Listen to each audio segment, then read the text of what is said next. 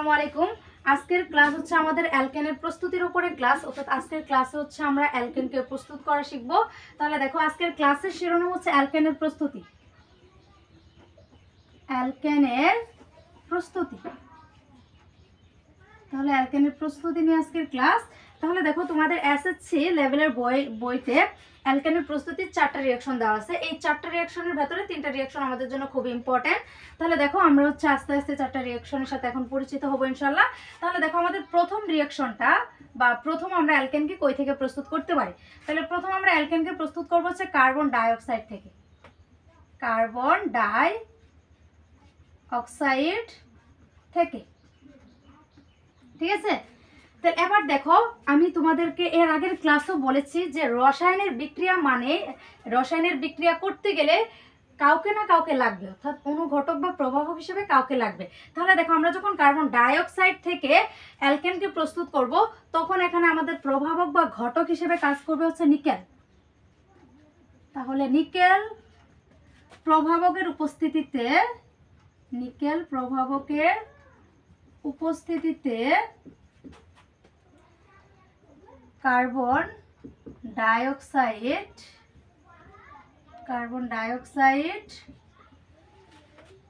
হাইড্রোজেনের সাথে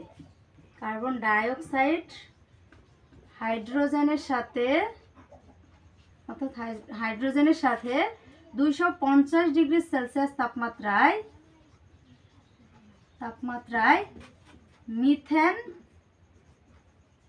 মিথেন এবং পানি উৎপন্ন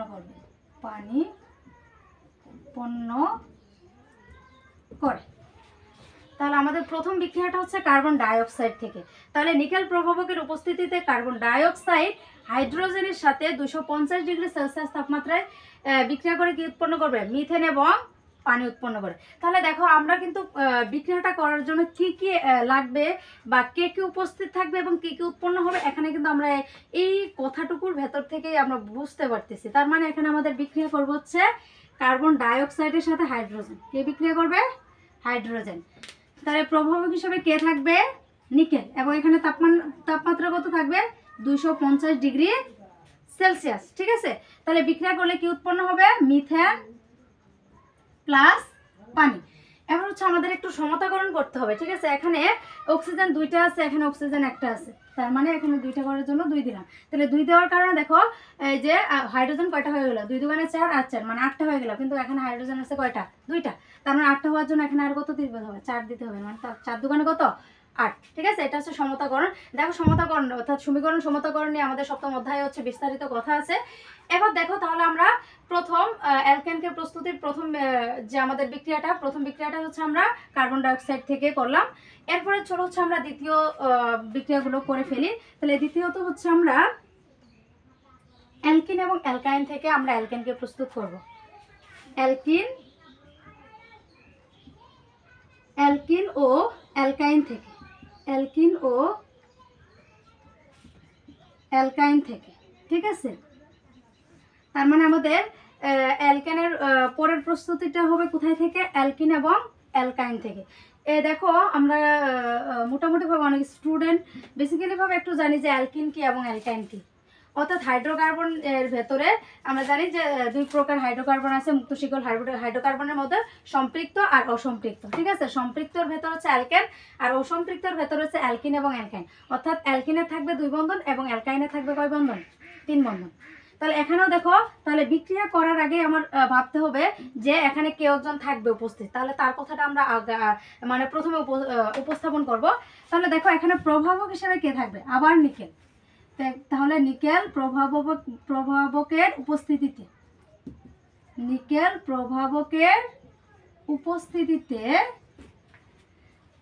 ইথিন এবং ইথাইন 180 ডিগ্রি সেলসিয়াস থেকে 200 ডিগ্রি সেলসিয়াস তাপমাত্রায় হাইড্রোজেনের সাথে বিক্রিয়া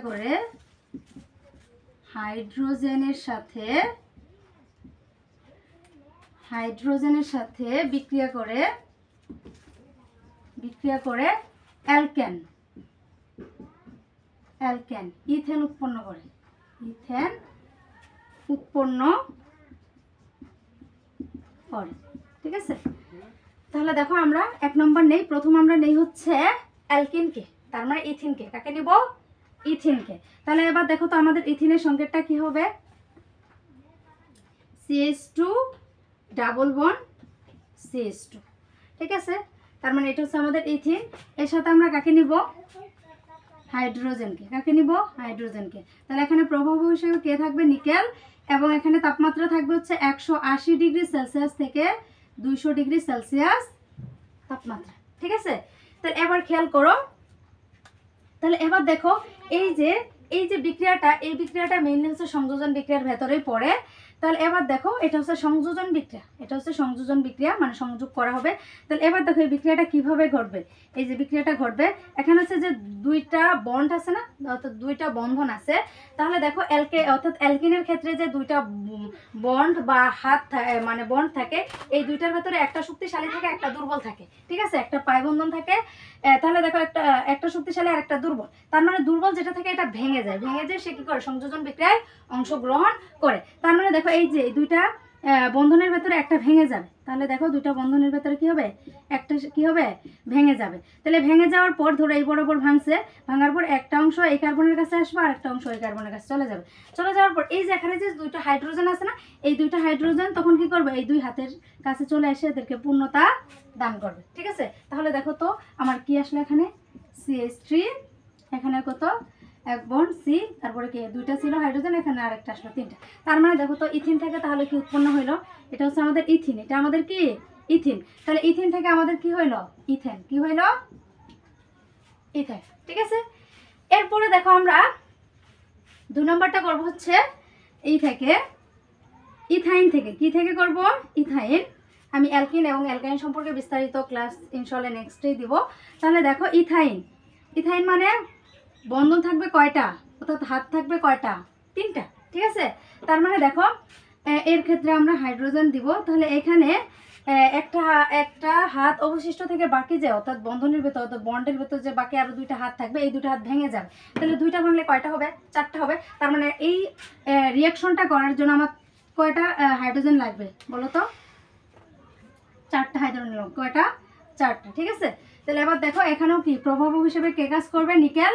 এবং তাপমাত্রা থাকবে হচ্ছে 180 ডিগ্রি সেলসিয়াস থেকে 200 ডিগ্রি সেলসিয়াস তাপমাত্রা। ঠিক আছে, এবার দেখো এটাও ভাঙবে। যে রিঅ্যাকশনটা তোমরা যদি একটু খেয়াল করো, আমরা একটা হাত রেখে বাকি 2টাকে ভেঙে দিব। ধরো উপরেরটা ভাঙলো, 2 অংশ হইলো, এক অংশ এই কার্বনের সাথে, তারপরের অংশ দ্বিতীয় কার্বনের সাথে। অনুরূপভাবে মাঝখানেরটা আমরা কি রাখলাম, মাঝখানেরটা অবশিষ্ট রেখে আমরা লাস্টেরটাকেও ভেঙে দিলাম। তাহলে ভাঙলে আবার কি একটা ভেঙে 2টা হলো, একটা এই কার্বনের সাথে আর একটা এই কার্বনের সাথে। এরপর দেখো এই যেখানে যে 4টা হাইড্রোজেন আছে, এই 4টা হাইড্রোজেন এই ভাঙা হাতগুলোতে এসে পূর্ণতা দান করবে। ঠিক আছে, তাহলে এবার দেখো তো এখান থেকে কি হইলো? CH, তাহলে হাইড্রোজেন কয়টা হলো? 1 2 3, অর্থাৎ CH3 1 বন্ড, তাহলে CH3। তার মানে দেখো তাহলে আমাদের এটা কি? ইথাইন না? তার মানে ইথাইন থেকে উৎপন্ন হয় কি? ইথাইন। উৎপন্ন হয় ইথাইন। তার মানে দেখো তো আমরা অ্যালকেনকে কই থেকে পেয়ে গেলাম? তাহলে আমরা অ্যালকেনকে পাইলাম হচ্ছে অ্যালকিন এবং অ্যালকাইনের সংযোজন বিক্রিয়া থেকে। কি বিক্রিয়া? সংযোজন। আমরা যখন অ্যালকিন এবং অ্যালকাইনের পড়াটা পড়বো, তখন কিন্তু এই যে এই অ্যালকিন এবং অ্যালকাইনের ক্ষেত্রে এই দুইটা বিক্রিয়া হচ্ছে তাদের সংযোজন বিক্রিয়া, অর্থাৎ রাসায়নিক ধর্মের ভেতরে পড়ে যাবে। ঠিক আছে, প্রত্যেকটা জিনিস একটু তোমরা খেয়াল করে পড়ার চেষ্টা করবে, তাহলে দেখবা যে ইনশাআল্লাহ সবকিছু তোমাদের কাছে সহজ হয়ে যাবে। তাহলে দেখো অলরেডি কিন্তু আমাদের অ্যালকেনের প্রস্তুতির 3টা বিক্রিয়া শেষ। ঠিক আছে, তাহলে আমরা অ্যালকেনকে কই থেকে প্রস্তুত করতে পারি। এরপরে দেখো হচ্ছে আমরা পরের যে বিক্রিয়াটা করব, 4 নম্বর বিক্রিয়া। এই বিক্রিয়াটা আমাদের জন্য খুবই ইম্পর্টেন্ট। বিক্রিয়াটা হচ্ছে ডিকার্বক্সিলেশন বিক্রিয়া। বিক্রিয়াটা সহজও আছে, বুঝছো, কমনও আছে। এবার দেখো আমাদের 4 নম্বর বিক্রিয়াটা হচ্ছে ডিকার্বক্সিলেশন বিক্রিয়া। 4 নম্বর বিক্রিয়াটা ডিকার্বক্সিলেশন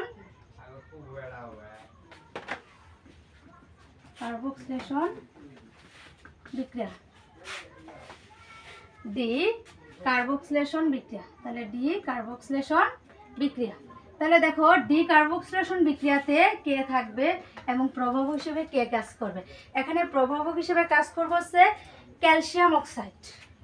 তাহলে আমরা আগে শোনো, বিক্রিয়াতে আমরা প্রথম হচ্ছে প্রভাবকের কথাটা আগে লিখবো, ঠিক আছে, তাহলে আমাদের জন্য একটু সহজ হবে। তাহলে প্রথমে আমরা বিক্রিয়া করার জন্য আগে খুঁজবো এখানে প্রভাবক হিসেবে কে থাকবে, ঠিক আছে। তাহলে দেখো ডি কার্বক্সিলেশন বিক্রিয়ায় প্রভাবক হিসেবে থাকবে হচ্ছে ক্যালসিয়াম অক্সাইড।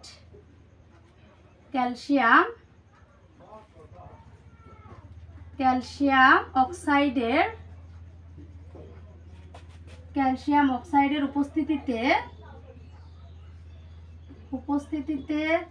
সোডিয়াম ইথানয়েড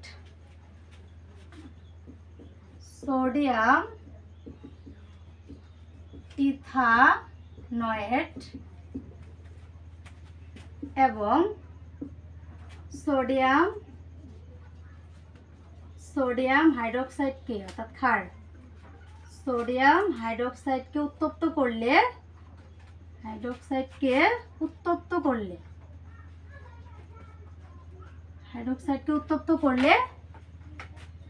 অ্যালকেন উৎপন্ন হয়।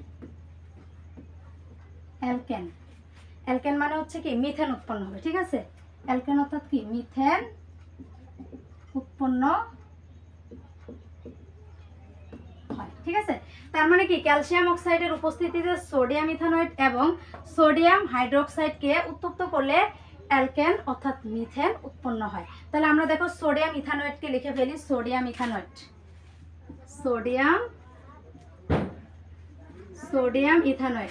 প্লাস হচ্ছে কি সোডিয়াম হাইড্রোক্সাইড। তাহলে এখানে প্রভাবক হিসেবে কাজ করবে দেখো তো কে, ক্যালসিয়াম অক্সাইড, এবং এখানে আমরা কি তাপ দেব, ঠিক আছে।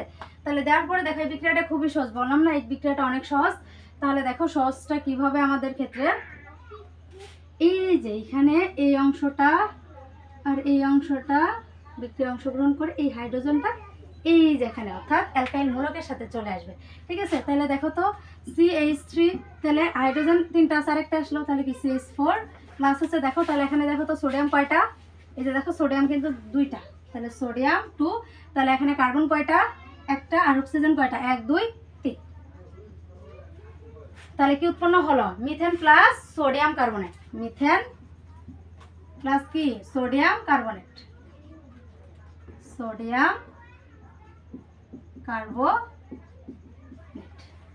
ঠিক আছে। এই হচ্ছে আমাদের ডি কার্বক্সিলেশন বিক্রিয়া। তাহলে দেখো আমার অঙ্ক করতে যদি আমাকে সোডিয়াম ইথানয়েড এবং একটা ক্ষার দিয়ে দেয় এবং অঙ্ক মানে প্রশ্নটা সলভ করার জন্য যদি আমার অ্যালকিন দরকার হয়, তখন আমরা কি করব, সেখানে আমরা ডি কার্বক্সিলেশন বিক্রিয়াটা ঘটাবো। এছাড়াও অনেকগুলো প্রশ্নতে থাকতে পারে, যেমন এই অংশকে আউট করে দিছে, তার মানে এই অংশকে আউট করে দিয়ে এখানে এ দিছে, মানে দেখো আমাদের প্রশ্ন কিভাবে হতে পারে, মানে বুট প্রশ্নগুলো কিভাবে করে।